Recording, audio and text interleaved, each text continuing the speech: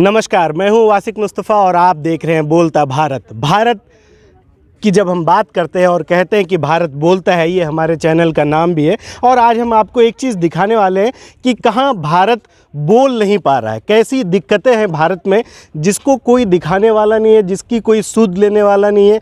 और जो हमारा तंत्र है, लोकतंत्र जिसको हम लोग कहते हैं, यहाँ पर हम लोग अपने जनप्रतिनिधि चुनते हैं और वो हमारी दिक्कतों को, हम उनसे ये उम्मीद लगाते हैं कि वो हमारी दिक्कतें दूर करें, जो हमारे लिए बेसिक सुविधाएं हैं उन सुविधाओं को दें। लेकिन यहाँ जिस जगह पर आज हम लोग मौजूद हैं, यहाँ ये रास्ता है सिमोदी रहीका जाने वाला और लगभग 2 से 3 हज़ार की आबादी इस गांव में रहती है।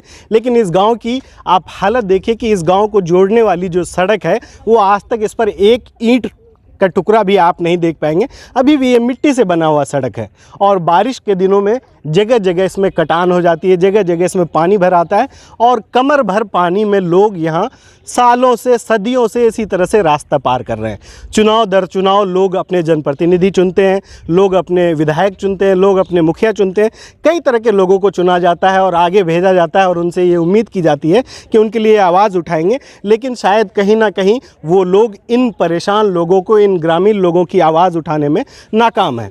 गाँव के ही कुछ लोग हैं जो यहाँ पर सड़क पार कर रहे थे इन पानी से होते हुए। हम इनसे बातचीत करेंगे और पूछेंगे कि क्या इनकी यहाँ स्थिति है। कहते हैं यहाँ पर लोगों को यही रोड की वजह से दिक्कत है, सब कुछ के लिए, बिजनेस के लिए भी और कुछ करने के लिए भी बहुत दिक्कत है। लोगों को गांव में किस तरह की परेशानी होती है? अगर मान लीजिए कोई आदमी बीमार पड़ा, आप महिलाओं की दिक्कतों को समझते होंगे, तो किस तरह से वहाँ पर अगर कोई बीमार होता है तो फिर क्या दिक्कत आती है? क्या दिक्कत हुई, ट्रैक्टर ले जाते हैं और ट्रैक्टर से ले आते हैं। अच्छा, गर्भवती महिला को अगर अस्पताल ले जाना हो तो कैसे ले जाते हैं फिर अपने? उसी से ट्रैक्टर से, कभी ट्रैक्टर से? हाँ, ट्रैक्टर और ट्रैक्टर में भी हो जाता है ड्राइवरी। कई बार डिलीवरी ट्रैक्टर, कई बार बहुतों को हुआ है और हो भी गया है इसी के कारण से। विधायक जी और मुखिया जी ये लोग क्या कहते हैं? क्या कहते हैं, बनाएंगे। जब चुनाव आएगा तो वोट समय आएगा तो बोलेगा देंगे, बनाएंगे रोड। जब वो खत्म हुआ तो कुछ भी नहीं बोलेगा कि बनाएंगे या नहीं बनाएंगे।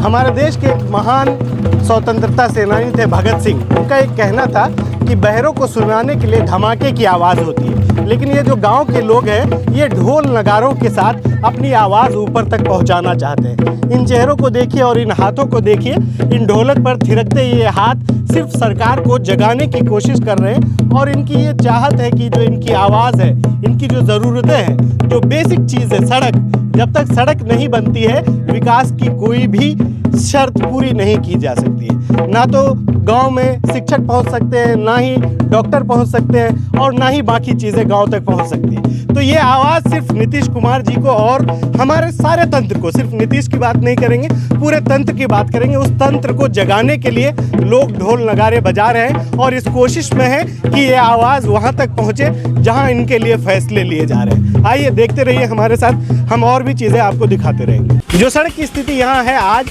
आप देखकर आसानी से कह सकते हैं कि कोई भी मरीज जो यहाँ होगा वो मेडिकल कॉलेज पहुँचने से पहले ही शायद रास्ते में कहीं दम तोड़ देगा। लेकिन कुछ लोग हैं जिनको ये उम्मीद है कि ये हालात बदलेंगे। एक हमारे साथ व्यक्ति हैं जो इस तरह की मुहिम चला रहे हैं कि जो कोशिश कर रहे हैं कि यहाँ के लोगों की स्थिति बदले। क्या सरदर्दी है आपको, क्यों आखिर परेशान है आप? देखिए, ये गांव, जिस गांव में आप खड़े हैं, ये जिला मुख्यालय से मात्र 8 किलोमीटर की दूरी पर है। और तब स्थिति और गंभीर हो जाती है जब किसी मरीज को इस गांव से बाहर लेके जाना होता है। इस गांव से मेरा ये सवाल है कि देश की आज़ादी के 70 साल से ऊपर हो गए, कई विधायक हुए, कई सांसद हुए, कई मुखिया हुए, वो कुछ नहीं कर पाए, आप खड़े हो गए हैं, आपकी क्या उम्मीदें हैं? देखिए, यहाँ के जनप्रतिनिधि तो सोए हुए हैं और मैं किसी जो वर्तमान जो प्रतिनिधि हैं सिर्फ उनकी बात नहीं करता हूं, क्योंकि आज़ादी के 7 दशक की बात आपने कही। आज़ादी के 7 दशकों में न जाने कितने विधायक बने और कितने सांसद बने और न जाने कितने मुखिया इस गांव से प्रतिनिधि उन्होंने किया हो, मगर इस सड़क का निर्माण वो आज तक नहीं करवा पाए। क्या आपको ये उम्मीद है कि इस तरह से आवाज़ बुलंद करने से यहाँ के लोगों की हालात, जो स्थिति है, वो बदलेगी? हम आंदोलन करेंगे और हम आंदोलन करेंगे, ऐसा आंदोलन करेंगे कि इन गुंगी बहरी सरकारों को सुनना पड़ेगा, गुंगी बहरी सरकारों को सुनना पड़ेगा और सोए हुए जनप्रतिनिधियों को जागना पड़ेगा। अच्छा, प्रशासन के लोगों से अभी तक कोई मुलाकात हुई है, कुछ आश्वासन मिला है, कुछ रास्ता निकला है?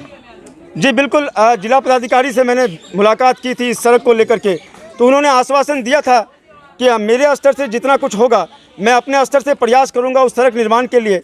कुछ गांव के लोगों को उन्होंने आमंत्रण भी दिया था, यहाँ से लोग गए भी थे, मगर उनसे मुलाकात नहीं हो पाई, उनकी उपस्थिति नहीं थी, वो कार्यालय आए ही नहीं थे। और मैंने अपने स्तर से यहाँ के जनप्रतिनिधियों से भी बात की है, उन्होंने आश्वासन दिया जरूर है कि हमने जेई से बात की है इसकी जो रूपरेखा है वो तैयार करने के लिए, मगर ये आश्वासन झूठा आश्वासन नहीं रहेगा कि सचमुच इस गाँव में काम होगा और सड़क का निर्माण होगा। इसके लिए हम चुप नहीं बैठेंगे, हम लगातार प्रयास करते रहेंगे।